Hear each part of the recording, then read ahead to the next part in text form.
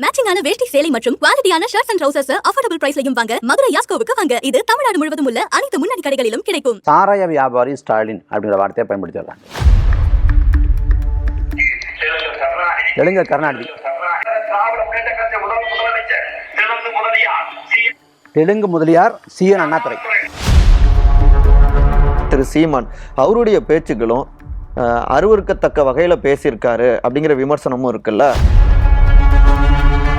இவ்வளவு பேசக்கூடிய ராஜீவ்காந்தியை கடந்த காலத்துல ஐயா கருணாநிதி அவர்களை வந்து சக்கர நாற்காலி சதிகாரன் அப்படின்னு தமிழ்நாடு முழுக்க பேசியிருக்காரு.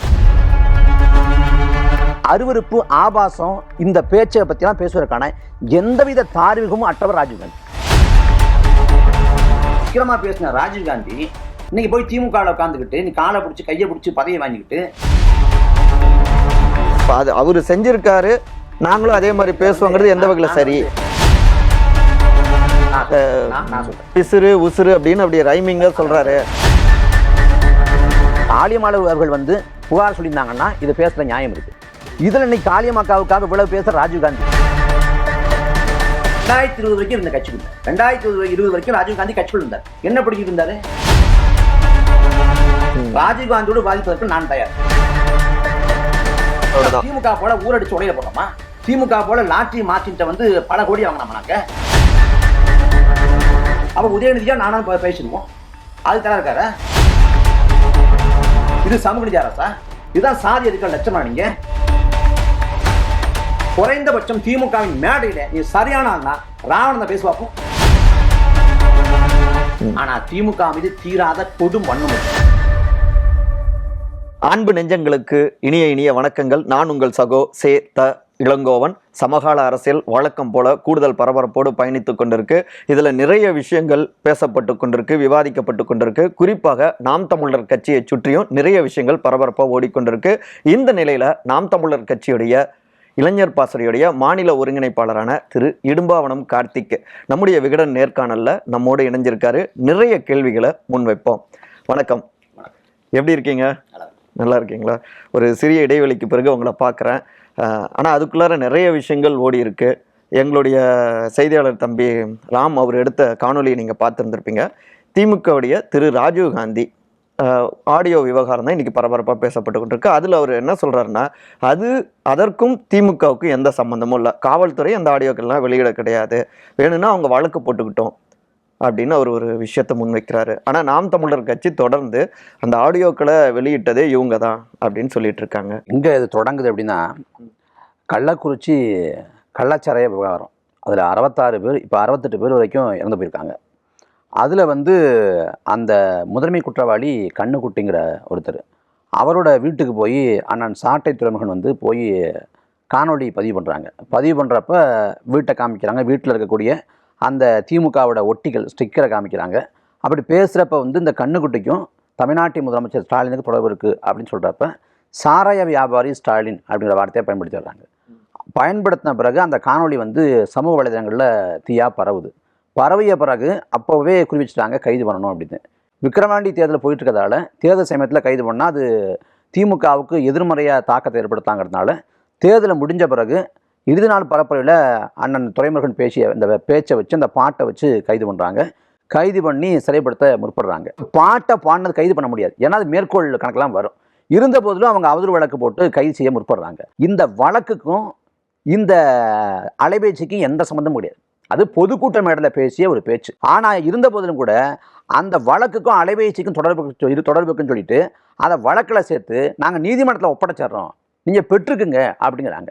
நீதிமன்றத்தில் ஒப்படைக்கப்பட்ட அலைபேசியிலிருந்து தனிப்பட்ட வாட்ஸ்அப் உரையாடல்கள், தனிப்பட்ட புகைப்படங்கள், ஒளி நாடாக்கள் எல்லாம் எடுத்து வெளியே விடப்படுது. யார் வெளியே விடுறா அப்படின்னு பார்த்தா, வெளியே விடுறது திமுகவோட இணைய கூலிப்படை, அதாவது திமுகவுக்காக இணையத்தில் இயங்கக்கூடிய ஒரு கூலிப்படை, ஒரு உதிரிகள் அப்படின்னு சொல்லலாம். அவங்க தொடர்ச்சியாக ஒவ்வொரு நாளும் ஒவ்வொரு ஒளிநாடாக விடுறாங்க. நமக்கு கவனத்துக்கு வந்த உடனே நாம் தமிழர் கட்சியோட வழக்கறிஞர் பாசறை வந்து சென்னையில் வந்து இங்கே காவல் உயர் அதிகாரிகள்கிட்ட போய் நாம் புகாராகவே கொடுத்தோம். கொடுத்த பிறகு கூட அது நிற்கல, தொடர்ச்சியாக வெளில விட்டாங்க. இதை செஞ்சது யாருன்னா இது திமுக. திமுகனா அதிகாரப்பூர்வமாக திமுக தான் செய்யுது. அதில் என்ன ஆதாரம் இருக்குது உங்களுக்கு? அந்த அலைபேசி அங்கே இருக்குது, காவல் நிலையத்தில் இருக்குது. அது இருக்கக்கூடிய ஒளிநாடு அப்படி வெளில வரும், யார் விட முடியும்? வெளியே வர்றது எல்லாமே திமுகவை ஆதரிக்கக்கூடிய இணைய கூலிப்படை. அதில் சுய விருப்பத்தின் பேரில் யார் செய்கிறாருன்னா திருச்சியை சேர்ந்த காவல்துறை உயர் அதிகாரி வருண்குமார்னு ஒருத்தர்.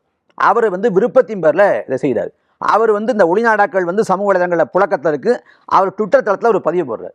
என்ன பதிவு போடுறாருன்னா, திணை விதைத்தவன் திணையா இருப்பான், வினை விதைத்தவன் வினையா இருப்பான் அப்படின்னு. அப்போ இந்த ஒளிநாடாக்கள் பகிரப்படுறதை அவர் ரசிக்கிறார். நாம் தமிழர்னு ஒரு குறிப்பு இல்லையே. நமக்கு தெரியும்ல, கடைசியா வந்து அண்ணன் சீமானவர்கள் மேடையில் பேசின பேச்சுக்கு இதை ஏற்க முடியாது, தமிழ்நாட்டு மக்கள் ஏற்க மாட்டார்கள் அப்படிங்கிறாரு. இப்படிலாம் ஒரு அரசு ஊழியர் கருத்து சொல்லவே முடியாது. அரசு ஊழியங்கிற அந்த வரம்பை கடந்து அவர் திமுகவோட ஒரு நிர்வாகி போல, திமுகவோட ஒரு ஐடி விங் பொறுப்பாளர் போல அவர் இணைஞ்சு இந்த வேலையை பார்த்து, அப்ப இது ஒரு கீழ்த்தரமான ஒரு அரசியல்னு சொல்றேன். தனிப்பட்ட உயரத்தை எடுத்து வெளில விட்டுட்டு அது குறித்து கருத்து சொல்றது எப்படி செய்ய இருக்கும்? ராஜீவ்காந்தி என்ன சொல்றாரு அப்படின்னா, நாங்கள் அதை செய்யவில்லை, திமுக செய்யவில்லை, அப்படி திமுக தான் பண்ணதுன்னா அவங்க சட்ட ரீதியா மேற்கொள்ள போய் புகார் சொல்றது. புகார் யார் சொல்லணும்? காவல்துறை உங்க கட்டுப்பாட்டில் இருக்குது. அங்க என்ன புகார் கொடுத்தா எடுக்க மாட்டாங்க. அப்ப இது வந்து வெளிப்படையா பண்ணுதுங்க. நாம் தமிழர் கட்சியின் பேரை சொல்லி நாம் தமிழர் கட்சியின் மையப்படுத்தி அவங்க பேசினா நாம் தமிழர் கட்சி இன்னும் வளரும். களம் வந்து நாம் தமிழர் கட்சியா திமுகவான்னு ஒரு பேசுபொருளை கொண்டு வரும். அப்படி கொண்டு வரக்கூடாது. அவங்கள இடதுகையால அவங்க தவிர்த்து விடணும். அதுக்கு இது போல அவதூறுகளை கலப்பி விட்டு அப்படி வீழ்த்தம் நினைக்கிறாங்க. அந்த வேலையை வந்து திமுக செய்யும். சரி, இப்போ கடைசியாக நடந்த போராட்டத்தில் நாம் தமிழர் கட்சியுடைய தலைமை ஒருங்கிணைப்பாளரான திரு சீமான் அவருடைய பேச்சுகளும் அருவருக்கத்தக்க வகையில் பேசியிருக்காரு அப்படிங்கிற விமர்சனமும் இருக்குல்ல. ஆபாசமான வார்த்தைகளை அந்த வார்த்தைகளை அண்ணன் திருமா வந்து ஒரு அரங்க கூட்டத்தில் பயன்படுத்துகிறாங்க. அந்த வார்த்தைகள் எதுக்காக எடுத்தாளப்படுதுன்னா, தனிப்பட்ட நீ வாட்ஸ்அப் உரையாடலை எடுத்து வெளியிடுவ, தனிப்பட்ட அலைபேசி எடுத்து அதை எடுத்து பகிரங்கப்படுத்துவேன்னா இது போல தான் பேசதான் இருக்கும் அப்படின்னு சொல்கிறாங்க. அப்போ அதுக்கு என்ன பண்ணுறது? ஐயா பெரியார்கள் கூட அந்த சூத்திரனேங்கிற வார்த்தையை வந்து அதை கொச்சையாக வந்து பொதுக்கூட்ட மேடையில் பயன்படுத்தியிருக்காங்க. அதுக்காக வந்து ஒரு மேடை நாகரிகம் இல்லை, அவருக்கு ஒரு முதிர்ச்சி இல்லை, தலைமை பண்பு இல்லைன்னு சொல்ல முடியுமா? இல்லை, அப்போ அவர் சொன்ன அந்த பொருளுங்கிறது இப்படிலாம் அடிமைப்படுத்துகிறாங்க, இதற்கு எதிராக நம்ம களமாடணும் அப்படிங்கிற பொருள். இப்போ ஒரு விஷயத்த குறிப்பாக அந்த பாடலில் வந்து அந்த வார்த்தையை சொல்ல வேணாம், சாதி ரீதியான ஒரு தாக்குதலாக இருக்குன்னு சொல்கிறப்ப வார்த்தை பிரச்சனைனா திரும்ப பேசிட்டு இருக்காரு இல்லையா சீமான்? அதாவது அந்த வார்த்தையை நாங்கள் தவிர்த்துறோம், அந்த சம்மந்தப்பட்ட அந்த வார்த்தையை இனிமேல் தவிர்த்துறோம், இனி எங்கேயும் நாங்கள் பயன்படுத்தலை, அதுக்கு நாங்கள் உறுதி தர்றோம். ஆனால் அதே சமயத்தில் சதிகாரங்கிறதோ, துரோகிங்கிறதோ, படுவாதகங்கிறதோ, கொடுங்கோலங்கிறதோ, நயவஞ்சகங்கிறதோ இதெல்லாம் வந்து தவறான சொல்லாடல் கிடையாது, அரசியல் சொல்லாடல். இன்னும் சொல்ல போனால் காத்திரமான மொழிநடையில் பின்பற்றக்கூடிய சொல்லாடல் தான். இவ்வளவு பேசக்கூடிய ராஜீவ்காந்தியை கடந்த காலத்தில் ஐயா கருணாநிதி அவர்களை வந்து சக்கர நாற்காலி சதிகாரன் அப்படின்னு தமிழ்நாடு முழுக்க பேசியிருக்காரு. அப்போ சதிகாரங்கிறது சாதிய சொல்ல. இவ்வளவு நாட்களாக வந்து ராஜீவ்காந்தி 2020க்கு முன்பாக வரைக்கும் இதே கருணாநிதி அவர்களை அவ்வளவு மோசமாக பேசியிருக்காரு. அன்னைக்கெல்லாம் பேசுகிறப்ப வந்து சாதி தெரியல. இன்னைக்கு கருணாநிதியை பேசினவுடனே இது சாதியாக பேசுகிறாங்க. எங்கே சாதி இருந்துச்சுக்குள்ள? இதில் வந்து ராஜீவ்காந்தி அவ்வளவு பேசுறாரு. ராஜீவ்காந்தி வந்து நாம் தமிழர் கட்சியை பயணிச்சாரு, விலகி இன்னைக்கு திமுக போயிட்டாருங்கிறது தெரியும். நாம் தமிழர் கட்சி பேசுகிறப்ப நாம் தமிழர் கட்சியின் கருத்தோட ஒட்டி பேசியிருப்பாரு. இன்னைக்கு முரண்பட்டு திராவிட முன்னேற்ற கழகத்தின் கருத்தை வந்து பேசுவார், அது வேறு. ஆனால் இந்த அருவருப்பு ஆபாசம் இந்த பேச்சை பற்றிலாம் பேசுவதற்கான எந்தவித தார்மீகமும் அற்றவர் ராஜீவ்காந்தி. ஏன்னா நாம் தமிழர் கட்சியில் யாருமே பின்பற்றாத மொழிநடையையும் யாருமே பின்பற்றாத அந்த வார்த்தை பயன்பாட்டையும் பின்பற்றியவர் ராஜீவ்காந்தி. இதை ஒருபோதும் நாம் தமிழர் கட்சி இருக்கல. நான் ஆதாரம் காட்டுறேன். அவர் வந்து தனிப்பட்ட ஒளிநாடா போடுவேன்னாரு. நான் தனிப்பட்ட ஒளிநாடெல்லாம் போடணும் விரும்பலை. அவர் பொதுக்கூட்ட மேடைகளில் அன்னைக்கு என்ன மொழிநடையை பின்பற்றின அந்த கருத்தை விட்டுருங்க, அந்த கருத்து இன்னைக்கு மாறுபடுவார். அன்னைக்கு கருத்து வர இன்னைக்கு கருத்து வர என்ன மொழிநடையை பின்பற்றினாரு பாருங்க. தெலுங்கு கருணாநிதி, தெலுங்கு முதலியார் CN அண்ணாதுரை. இப்போ அண்ணாவை சாதி சொல்றது யாரு? அண்ணாவை சாதி சொல்லி யாருமே நாங்கள் பேசலையே. நீங்கள் மொழி ரீதியாக கூட பேசியிருக்கீங்க, மொழியை சாதி ரீதியாக யாருமே பேசலையே. தெலுங்கு முதலியார்னு யார் பேசுகிறான்னா முற்போக்குவாதி, பெரியாரியவாதி, ஜனநாயகவாதி, பெண்ணியவாதி ராஜீவ்காந்தி. இது மட்டும் இல்லை, நிறைய இருக்கு. சென்னைக்கு வந்த ஐயா வாங்க நல்லா வந்தீங்க, முரசொலி மாறான சொல்லி அக்கா வச்சு பேக்கரி வாங்கினியாங்கிற அந்த திரைப்படத்தோட அந்த அந்த காட்சி அதையும் ஒப்பிட்டு எவ்வளவு மனிதமான விமர்சனத்தை ராஜீவ்காந்தி பண்றாருன்னு பாருங்க. ராசாவை மருமகங்கிறாரு. இதே ராஜீவ்காந்தி பயன்படுத்தாரு. எதுக்கு ராசாவை வந்து மருமகன் சொல்லணும்? அப்ப இதுக்கு பின்பற்றக்கூடிய வக்கிரமான கருத்துவாக்கம் என்ன? இது எவ்வளவு கீழ்த்தரமாக முரசொலி மாறன் குடும்பம் குறித்து பேசியிருக்காரு, கனிமொழியை குறித்து ஆராசா குறித்து கொச்சையாக பேசியிருக்காரு, ஐயா கருணாநிதி அவர்கள் குறித்து மனைவி குறித்து குஷ்பு நினைச்சு பேசுறாரு. இவ்வளவு கேவலமாக நாராசமாக இவ்வளவு வக்கிரமாக பேசின ராஜீவ்காந்தி இன்னைக்கு போய் திமுகவில் உட்காந்துக்கிட்டு நீ காலை பிடிச்சி கையை பிடிச்சி பதவியை வாங்கிக்கிட்டு நான் முற்போக்குவாதி, நான் ஜனநாயகவாதி, நான் கண்ணியத்தை பின்பற்றுறேன் அப்படின்னா இது அயோக்கியத்தனம் இல்லையா? இந்த பேச்சுக்கெல்லாம் அவர் மேலே வழக்கு போடணுமா இல்லையா? இந்த பேச்சு எப்படி பார்க்குறது? நீங்கள் நாம் தமிழர் கட்சியில் வந்து அவர் திராவிடத்தை எதிர்த்தார், இன்னைக்கு திராவிடத்தை ஆதரிக்காரு, அந்த கருத்து மாற்றத்தை நான் விட்டுறேன். ஆனால் நாம் தமிழர் கட்சி இருக்கிறப்ப இந்த மாதிரி மொழி நாட்டில் யாருமே பேசலைங்க. அவ்வளோ மோசமாக கீழ்த்தரமாக கருணாநிதி குறித்து எவ்வளோ பேசியிருக்காரு அவர். சக்கர நாற்காலி சதிகாரன்னு பேசியிருக்காரு, புல் பிடுங்கி கருணாநிதி பேசியிருக்காரு, அவ்வளவு கேவலமாக பேசியிருக்காருங்க நாம் தமிழர் கட்சி மேடைகளில். ஆனால் பேசிவிட்டு இன்னைக்கு வந்து அவர் வந்து நாம் தமிழர் கட்சியை நோக்கி சாதினால பேசுகிறாங்க அப்படின்னு. இல்லை, இப்போ நீங்கள் இது பார்த்தீங்கன்னா இவர் நாம் தமிழர் தலைமை ஒருங்கிணைப்பாளர் திரு சீமான் அவருமே இப்போ கடைசி கூட்டத்தில் அந்த மாதிரி தானே பேசியிருக்காரு. என்னது? அதாவது அந்த வார்த்தை நடை, மொழி நடை வந்துட்டு ரொம்ப வக்கிரமாகத்தானே வெளிப்பட்டிருக்கு அவருக்கு. இப்போ நான் காமிக்கிறேன், அண்ணா திரும்ப வந்து அதே ஒரு மொழி நடையை பயன்படுத்திருக்காங்க, அதே காரணம் என்கிட்ட இருக்குது. அதுக்கு என்ன பண்ணுறது? அந்த மேடையில் வந்து ஒரு கட்சியை வந்து வீழ்த்துவதற்கும், கட்சியை வந்து காலி பண்ணுறதுக்கும், அந்த கட்சிக்குள்ளே சென்று முடிவதற்கும், அந்த கட்சிக்குள்ளே குழப்பத்தை ஏற்படுத்துவதற்கும் தனிப்பட்ட உரையாடலை எடுத்து வெளியே விட்டு சமூக வலைதளங்களை பரப்பி யாரோட ஒப்புதல் இல்லாமல் அதில் ஒரு கழகத்தை ஏற்படுத்த நினைக்கிறது எப்படி புரிஞ்சுக்கிறது? இது எப்படி பொது சமூகம் அனுமதிக்குது? இல்லை, இப்போ நான் கேட்குறேன், இப்போ அவங்க வந்து அந்த மாதிரி தவறு முன்ன பண்ணியிருக்காரு, இப்படிலாம் பேசியிருக்காருன்னு சொன்னால் மறுபடியும் இப்போ பேசக்கூடாதுல்ல? இப்போ அது அவர் செஞ்சிருக்காரு, நாங்களும் அதே மாதிரி பேசுவோங்கிறது எந்த வகையில் சரி? நாம் தமிழர் கட்சி வந்து திமுக மிக கடுமையாக இருக்குது, அதிமுகவை விட பாஜகவை விட எல்லாரை விட மிக கடுமையாக இருக்கிறோம், கடைசி வரைக்கும் எதிர்ப்போம், மாற்று கருத்து இல்லை. ஆனால் நாம் தமிழர் கட்சியில் நாங்கள் வந்து என்னைக்காவது அம்மா தயாளை குறித்து பேசியிருக்கோமா, அம்மா ராசாத்தி குறித்து பேசியிருக்கோமா, அம்மா துர்கா குறித்து பேசியிருக்கோமா, மதிப்புக்குரிய கிருத்தியா உதயநிதி குறித்து பேசியிருக்கோமா, அதே போல் வந்து இன்பநிதி குறித்து நாங்கள் பேசியிருக்கோமா? இன்பநிதி குறித்து எப்போ பேசுகிறோம் அப்படின்னா அடுத்ததாக அவர் வாரிசாக வருவாங்கிற இடத்துல பேச முடிய அவரோட தனிப்பட்ட புகைப்படம் வந்தப்போ நாங்கள் வாயை திறக்கலையே. எங்களுக்கு ஒரு நாகரிக எல்லை இருக்குது, ஒரு வரம்பு இருக்குது, நாங்கள் குடும்பத்தை பேச மாட்டோம், தனிநபர் தாக்கல் கொடுக்க மாட்டோம், இனியும் செய்ய மாட்டோம். ஆனால் எங்களுக்கு வந்து எங்கள் தனிப்பட்ட முறையில் பேசுறது, அவதூறு பரப்புறது, வசவு சொற்களை பயன்படுத்துவது, ஆபாசமாக வைக்கலமாக பேசுவது, இதெல்லாம் திமுகவோட இணைய குளிப்பட பண்ணதே. இல்லை, இப்போ நீங்கள் காளியம்மாள் அவர்கள் குறித்து சீமான் அவர் வந்து பேசுனது கூட அந்த மேடையில் கூட அவரை ஆமா அப்படி நான் பேசுவேன் அப்படின்னு பேசுறாரு. அதாவது பிசுறு உசுறு அப்படின்னு அப்படி ரைமிங்கா சொல்றாரு. ஓமைக்காக பயன்படுத்தப்பட்ட சொல் இது. நாங்கள் அண்ணன் தம்பிகள், அக்கா தங்கைகள், நாங்கள் எங்களுக்குள்ள பரிமாறிக்குவோம், முரண்பட்டுக்குவோம், சண்டை கூட போட்டுக்குவோம், நாளைக்கு சேர்ந்துக்குவோம். இப்போ சம்மந்தப்பட்ட யாருன்னா அக்கா காளியம்மாள் அவர்கள் வந்து புகார் சொல்லியிருந்தாங்கன்னா இதை பேசுகிற நியாயம் இருக்குது. இதில் இன்னைக்கு காளியம்மாக்காவுக்காக இவ்வளவு பேசுகிற ராஜீவ்காந்தி திருவாரூர் மாவட்டம் சித்தமல்லியில் ஒரு பொதுக்கூட்டம், அந்த பொதுக்கூட்டத்தில் நானும் அக்கா காளியம்மாளும் பங்கேற்று பேசுகிறோம். அந்த பொதுக்கூட்ட மேடையில் அக்கா காளியம்மாள் பேசுகிற போது திமுகவை சேர்ந்த, இன்னும் சொல்ல போனால் திமுகவை சேர்ந்த ஏகேஎஸ் விஜயன் அவரோட கீழே வேலை செய்யக்கூடிய திமுக நிர்வாகிகள் என்ன பண்ணுறாங்கன்னா சோடா பாட்டில் மது பாட்டில் மேடை நோக்கி வீசுகிறாங்க.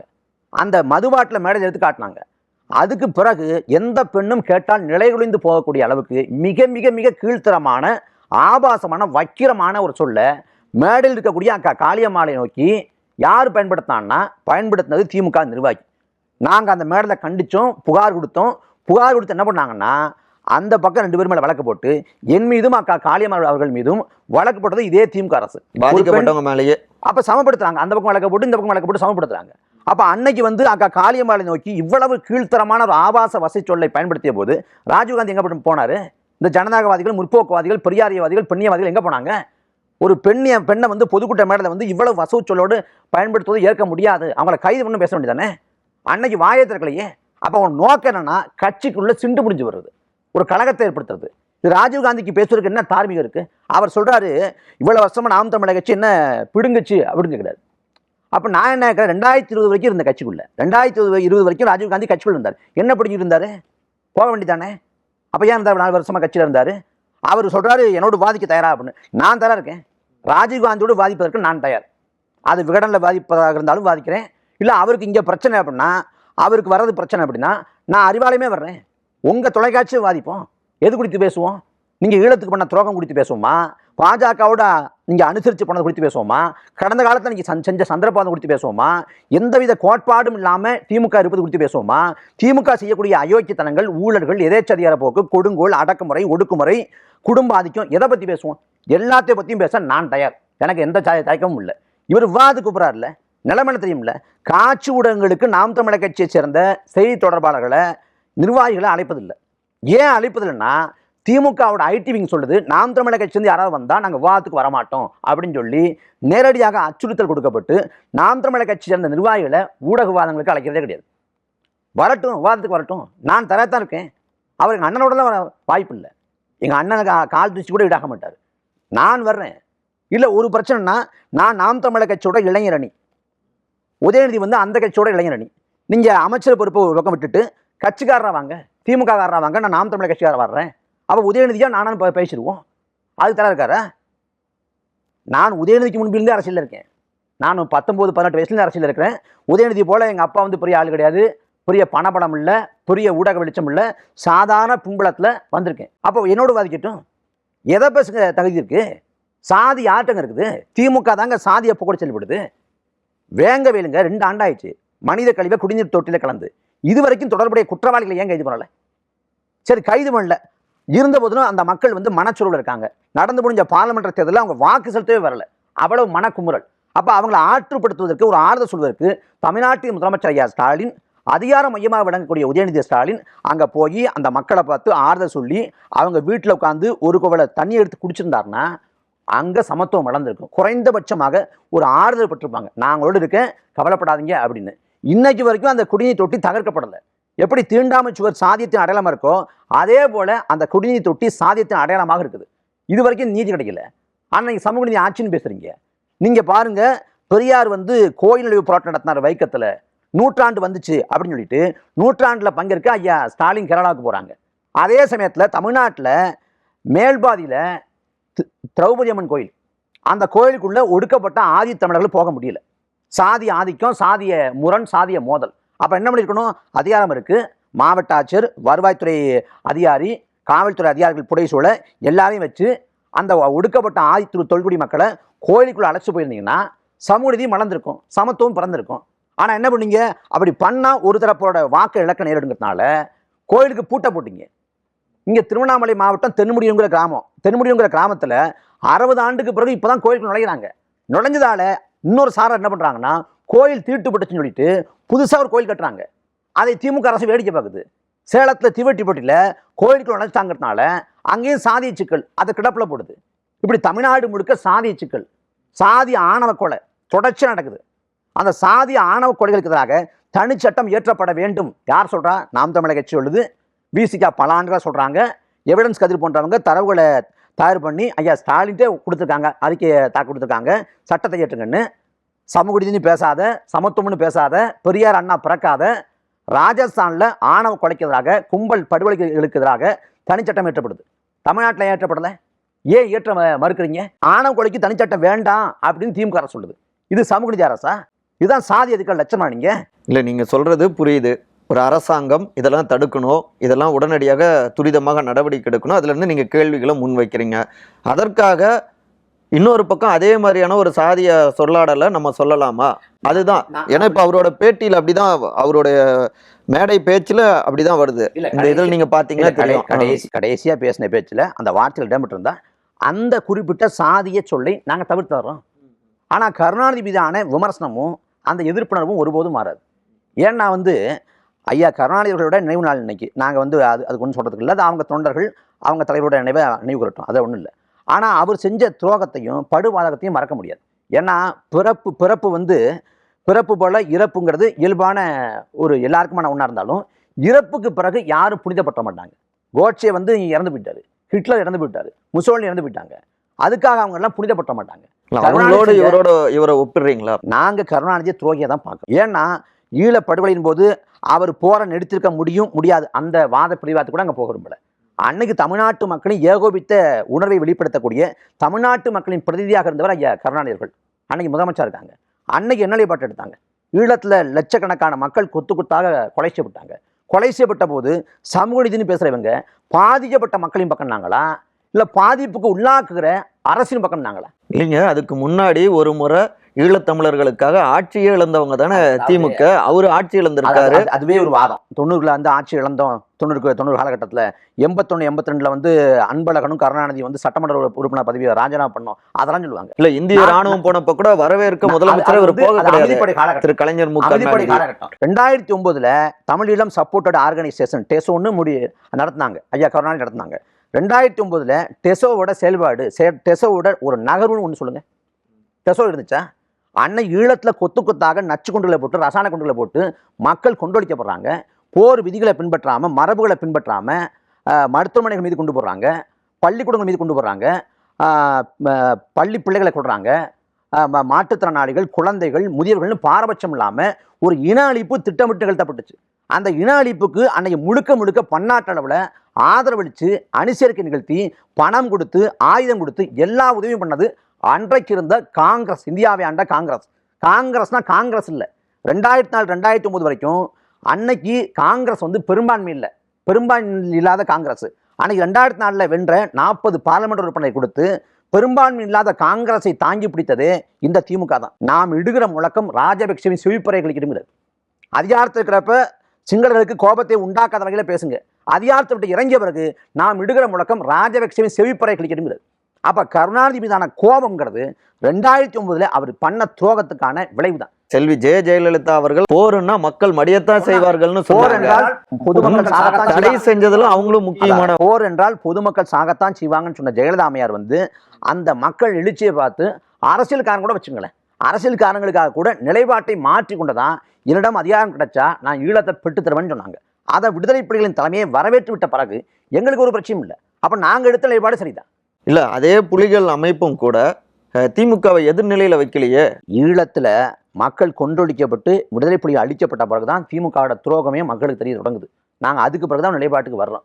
இவங்க ஒருபோதும் இந்த மண்ணுக்கு மக்களுக்கு உண்மையா இருக்க மாட்டாங்க அப்படின்னு இவ்வளவு பேசுற ராஜீவ் காந்திக்கு ஒரே ஒரு சவால், நீ சரியான ஆள் அப்படின்னா திமுக மேடையில் யாராவது ஒருத்தர் ஒரே ஒரு ஆளை விடுதலை புலிகளை பத்தி பேச சொல்லுங்க, தலைவர் பிரபாகரனை பத்தி பேச சொல்லுங்க. இது அதே ஒரு திரு ராஜீவ் காந்தி தான் தெரிவிக்கிறாரு. நீங்க இந்த அளவுக்கு வந்துட்டு திரு பிரபாகரன் அவர்களை வந்துட்டு பெருமிதமாக தலைவர்னு சொல்றீங்க. தேர்தல் நேரத்துல நீங்க ஏன் வந்துட்டு படத்தை வச்சுக்கல, அதை சொல்றதுக்கே நீங்க ஏன் பயந்தீங்க, தயங்குனீங்க?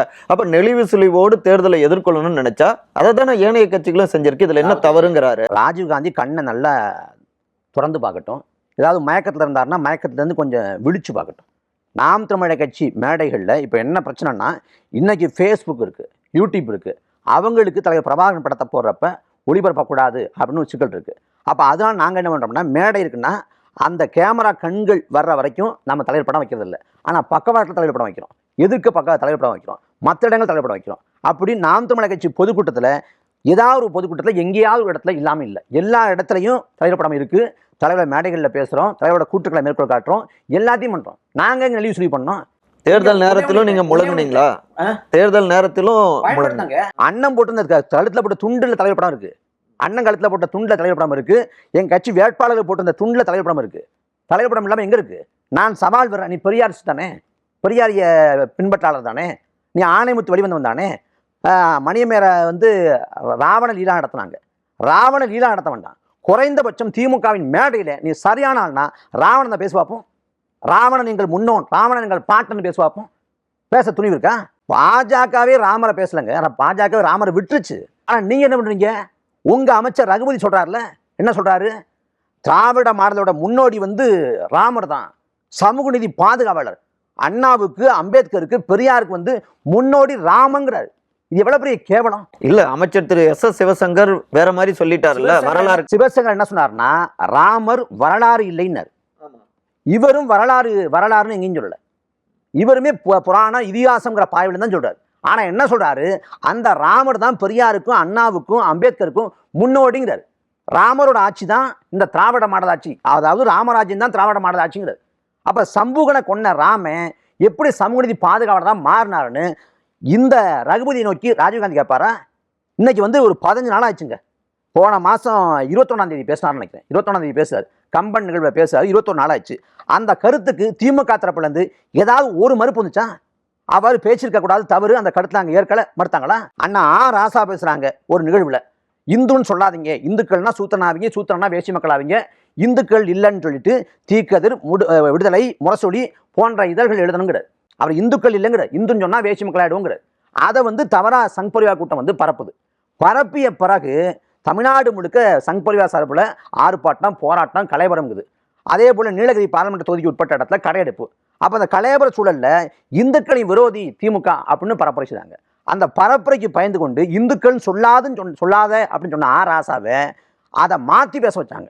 எப்படி பேச வச்சாங்கன்னா, சனாதன இந்து வேற, சாமானிய இந்து வேற, நாம் சாமானிய இந்து, அவங்க சனாதன இந்துன்னு. அப்போ இந்துவேன்னு ஏற்கக்கூடாதுன்னு சொன்ன ராசா நிலைப்பாட்டை மாற்றி கொண்டார். ஆனால் ரகுபதி மாற்றிக்கொண்டாரா? ரகுபதி கருத்துலையும் பின்வாங்கினாரா? அதுக்கு பிறகாக கொடுத்த பத்திரிகையாளர் சந்திப்புலையும் ஒருபோதும் கருத்தை திரும்ப பெறல. அப்போ அந்த ரகுபதி பேசினது ரஞ்சித்தை சங்கிங்கிறீங்க. ரஞ்சித் வந்து அவதாரத்தை ஏற்கலை, அவர் பௌத்தத்தை மீது பார்வை கொண்டிருக்காரு, அவர் அம்பேத்கரை பேசுறாரு. ஆனால் உங்கள் திராவிட மாடல் அமைச்சர் அவர் சொல்கிறாருங்க ராமர சமூக நீதி பாதுகாவலர்னு. அண்ணாமலை சொல்லலை, எல்முருகன் சொல்லலை, தமிழிசை சொல்லலை, வானதி சொல்லலை, உங்கள் திராவிட மாடல் அமைச்சர் இருக்கக்கூடிய ரகுபதி சொல்கிறாரு. இது மட்டுமா? அமைச்சர் சேகர் பாபு வந்து சிதம்பரம் நடராஜர் கோயிலுக்கு போகிறப்ப அங்கே விசாரணை பண்ண அங்கே இருக்கக்கூடிய தீட்சிதர்களை அனுமதி மறுக்கிறாங்க.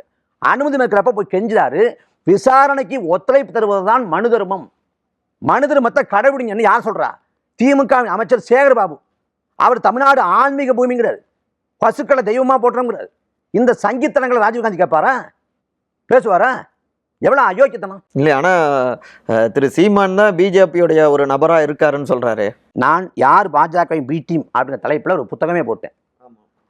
நான் தொடர்ச்சி அதை பற்றி பேசிட்டு இருக்கேன். யார் சங்கி, யார் பாஜகவின் பி டீம், யார் ஆரிய அடிவரடி, இந்த தலைப்பில் திமுகவோட மாநில செய்தி தொடர்பாளர்களோடு மாநில நிர்வாகிகளோடு நேரடியில் எங்கே வேணாலும் பேச தயார் சொல்கிறீங்க. ஆனாலும் இப்போ சமீபத்தில் நீங்கள் செய்த போராட்டத்தில், அதாவது நம்முடைய தமிழ்நாட்டு மீனவர்கள் இலங்கையால் வந்துட்டு கொல்லப்படுறாங்க, அந்த கண்டிக்கிறப்ப கூட நீங்கள் மத்திய அரசாங்கத்தை கண்டிக்காமல் மாநில அரசாங்கத்தின் மீதே வந்து தொடர்ந்து உங்களுடைய கண்டிப்பு போராட்டங்கள்லாம் இருக்கு. அப்போ உங்களுக்கு திமுக மீது தானே ஒரு காழ்ப்புணர்ச்சி இருக்கு அப்படின்னு பார்க்கலாம். திமுக மீது நாம் தமிழர் கட்சிக்கு எந்த காழ்ப்புணர்ச்சியும் இல்லை. ஆனால் திமுக மீது தீராத கொடும் வன்மம் இருக்குது. அதில் எந்த மாற்று கருத்தும் இல்லை. அந்த வன்மம் கடைசி வரைக்கும் இருக்கும். அதில் வந்து மீனவர் சிக்கலில் நாங்கள் 2 கட்சியும் தான் விமர்சிக்கிறோம். அது கொடுத்த அறிக்கையில் அப்படி தான் இருக்குது. நீங்கள் வந்து இது பாரதிய ஜனதா ஆட்சியில் நடக்குது, ஆனால் காங்கிரஸ் ஆட்சியும் நடந்துச்சு, திமுக அன்னைக்கு இருக்கப்பே இருந்துச்சு. வேதாயத்தில் வந்து பாண்டியன், செல்லப்பன், விஜயகுமாரும் அடுத்தடுத்து 3 மீனவர்கள் கொலை செய்யப்பட்டாங்க. 2011 உலக கோப்பையில் இந்தியா வெற்றி பெற்ற பிறகு, இலங்கை தோற்ற பிறகு அன்னைக்கு நடுக்கடலில் 4 மீனவர்களை கொலை செஞ்சாங்க.